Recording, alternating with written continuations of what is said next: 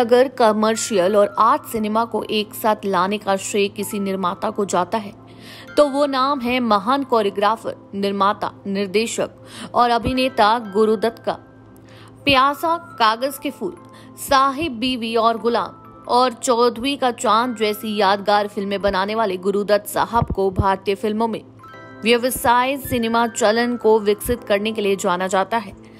दशकों बाद आज भी पूरी दुनिया में उनके सिनेमा की तारीफ होती है। लेकिन क्या आप जानते हैं कि बतौर निर्देशक काम करने वाले गुरुदत्त को पर्दे के सामने लाने वाली एक्ट्रेस कौन थी? आपको बता दें कि 10 अक्टूबर 1964 को गुरुदत्त ने इस संसार को अलविदा कहा था। इस मौके पर जानते हैं फिल्मकार गुरुदत्त के जीवन के बारे में कुछ अनसुने किस्से। बता दें, गुरुदत्त का असली नाम शायद ही आपने कभी सुना हो। दरअसल बंगाल में हुए एक विवाद के बाद गुरुदत्त ने अपना नाम बदल लिया था। उनका परिवार द्वारा दिया गया असली नाम वसंत कुमार शिवशंकर पादुकोणे था, लेकिन बंगाल की परिस्थितियों को देखते हुए गुरुदत्त ने अपना नाम बदलने का फैसला लिया था।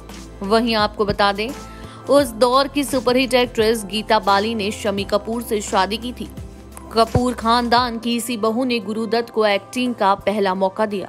गुरुदत्त ने गीता बाली की कई फिल्मों में बतौर निर्देशक काम किया, लेकिन गीता बाली ने जब बतौर प्रोड्यूसर फिल्मबाज बनाई तो उन्होंने इस फिल्म में गुरुदत्त को निर्देशन का कमान सौंपा, लेकिन इसी के साथ उन्हें बतौर हीरो भी ले लिया। एक्ट्रेस तबसू अपनी एक बातचीत में गुरुदत्त के बारे में जिक्र करते हुए बताती हैं, गुरुदत्त हमेशा ही गीता बाली की तारीफ किया करते थे और कहते थे कि गीता बाली ने ही मेरे अंदर ये एहसास जगाया कि मैं एक्टर भी बन सकता हूँ। सिर्फ एहसास ही नहीं जगाया बल्कि एक फिल्म में रोल भी दिया था। बता दें, गुरुदत्त महज 16 साल की उम्र में ही डांस के प्रति लगाव हो गया था, जिसके कारण वो जाने माने डांसर और कोरियोग्राफर पंडित उदय शंकर की नृत्य अकादमी में शामिल हुए, जो सितार वादक पंडित रविशंकर के बड़े भाई थे। यहीं से गुरुदत्त का कला की दुनिया में अटूट रिश्ता बन गया। वहीं साल 1943 में गुरुदत्त नौकरी की तलाश में कोलकाता चले गए, जहां उन्होंने लीवर ब्रदर्स कारखाने में टेलीफोन ऑपरेटर का जॉब किया। काम पसंद नहीं आया और नौकरी छोड़ दी। इसके बाद साल 1944 में पुणे के प्रभात फिल्म कंपनी में एक सहायक निर्देशक के रूप में 3 साल के अनुबंध के तौर पर नौकरी ली। वर्ष 1946 में गुरुदत्त को फिल्म हम एक हैं के लिए बतौर कोरियोग्राफर का काम करने का मौका मिला।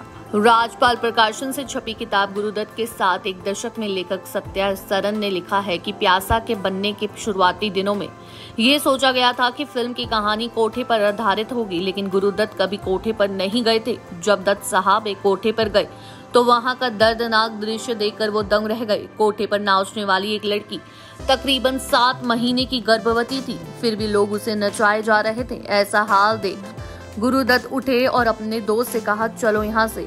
जाते उन्होंने नोटों की एक गड्डी वहां रख दी। इस घटना के बाद दत्त ने कहा कि मुझे साहिर के गाने के लिए चकले का सीन मिल गया और वो गाना था, जिन्हें नाज है हिंद पर हो कहाँ है। वहीं आपको बता दें कि गुरुदत्त की निजी जिंदगी उनकी फिल्मों की तरह सफलता नहीं पा सकी। उन्हें फिल्मबाजी के सेट पर मिली गायिका गीता राव से प्यार हो गया। ये दोनों शादी के बंधन में बन गए, लेकिन फिल्म प्यासा बनने के दौरान गीता और गुरुदत्त के बीच दरार आनी शुरू हो गई। गुरुदत्त और फिल्म की एक्ट्रेस वहीदा रहमान के बीच बढ़ती नजदीकियां गीता को गवारा नहीं थी।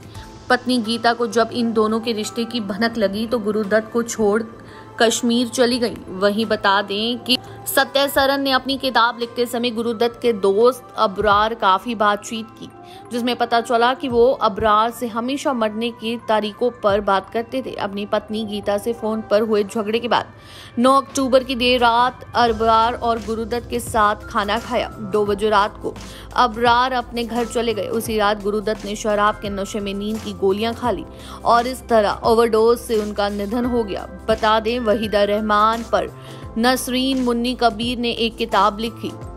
इसके लॉन्च कार्यालय में जब वहीदा रहमान ने गुरुदत्त की मौत पर सवाल किया तो उन्होंने कहा, किसी को भी उनकी खुदकुशी करने की वजह नहीं पता। कुछ लोग कहते हैं कि कागज के फूल की नाकामयाबी की वजह से वो डिप्रेशन में थे, लेकिन मुझे नहीं लगता कि ये वजह रही होगी। वहीं आपको बता दें, गुरुदत्त की मौत डिप्रेशन के कारण हुई थी। जी हाँ, आपको बता दें कि जब सूत्रों के मुताबिक ये पता चला था कि गुरुदत्त ने सुसाइड किया है और उनकी सुसाइड की वजह एक डिप्रेशन था।